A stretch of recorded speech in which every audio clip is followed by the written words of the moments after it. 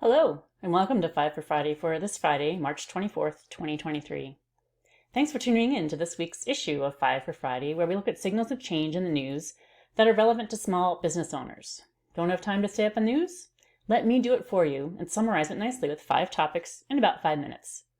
Today we have a series of one-word topics: kids, space, water, carbon. What a fun theme, am I right? As the kids say these days, this episode of 5 for Friday eats and leaves no crumbs. I hope it sends you. Wow, that's really hard for me to say without adding something to the end of that sentence. Clearly, I am not from Gen Z. All right, ready to get started? Here we go. Let's start with our topic number 1, kids, or more specifically, Gen Z. If you have kids this age or work with them or hire them, then you should be sure to stay up on the latest slang so you don't interpret their messages incorrectly. And that includes proper emoji use, so be sure to look into that. In other Gen Z news, it turns out that these tech-savvy teens and 20-somethings are not exactly business tech-savvy, so you may need to plan for some training. But they can school you when it comes to living in a virtual world, including using the latest dating app that has your avatar go on a virtual date in the metaverse before you decide if it's worth meeting in person.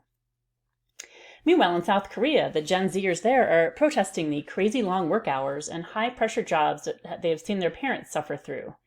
They protested enough that the government even backed off on their plan to increase the legal cap of weekly work hours from 52 to 69. Yes, it's already at 52.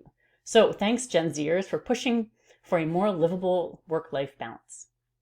All right, moving on to story number 2, food.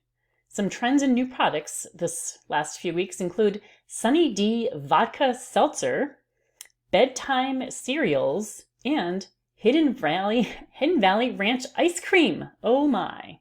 Also, Kellogg's is rebranding some of their products under the new name Kellanova. Let's see if that sticks.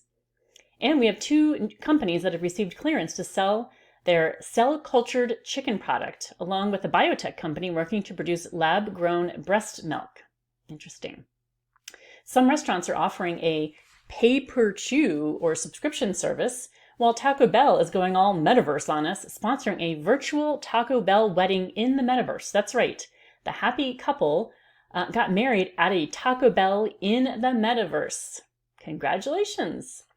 It's nice to see an industry that's open to trying out new things, and I expect we'll see a lot more lab-grown meats in the future. Of course, that I guess all depends on if they actually taste like chicken or beef or whatever they're supposed to taste like, and they aren't expensive to produce. So, all right, with that, let's move on to our story number 3, space. Plenty of opportunities to get involved in the space race. We're seeing a whole host of startup rocket companies, but the funding is going to blow up unless these companies can succeed in actually launching their rockets. One is almost entirely 3D printed, and one involved a $1.5 billion investment by the Japanese government and Mitsubishi Heavy Industries. In other space news, we're seeing whole constellations of satellites getting launched, and then also launch pads to launch them into space, which improves our mobile phone service but totally impedes our view of outer space, including issues with photobombing satellites when making observations with telescopes. Finally, we have a whole new generation of spacesuits coming out of a $228 million contract from NASA. And Rolls-Royce is working with the UK to develop a nuclear reactor for a future moon base. And an asteroid that might have slammed into Earth in 2046 is now much less likely to do so. So you can take that warning off your calendar for 2046. And keep looking for the opportunities for small businesses to get involved in a big industry with lots of money like space. All right, let's move on to story number 4, water.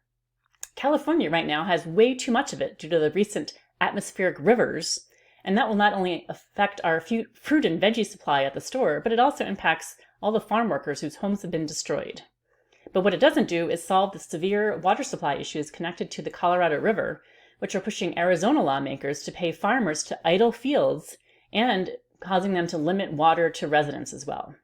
Nevada is also limiting the water supply of its residents, and the Navajo Nation is right in the midst of all of this as well.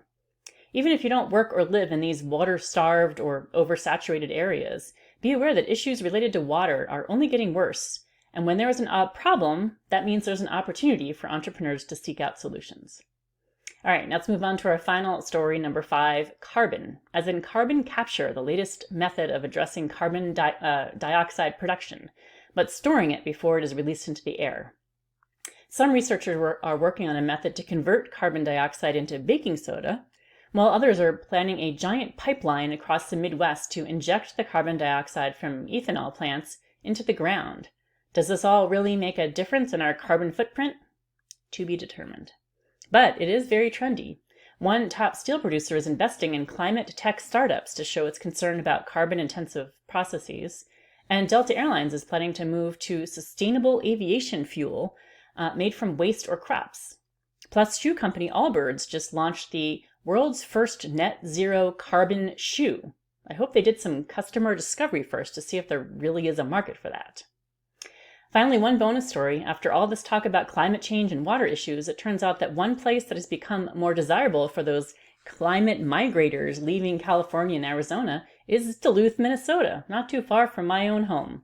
Sure, the weather is colder than cold, according to the article, in the winter, but there is no sea level to rise and plenty of fresh water, plus a much lower cost of living. Having visited Duluth many times, I can tell you that it truly is a lovely town, so check it out. And that's it for today. Thanks for joining me for this week's 5 for Friday. Be sure to share this video with your friends if you think it slayed, or even if you thought it was cool or hip. No matter your age group, 5 for Friday is here to keep you up to speed on trends for the future. Have a great weekend and happy 5 for Friday.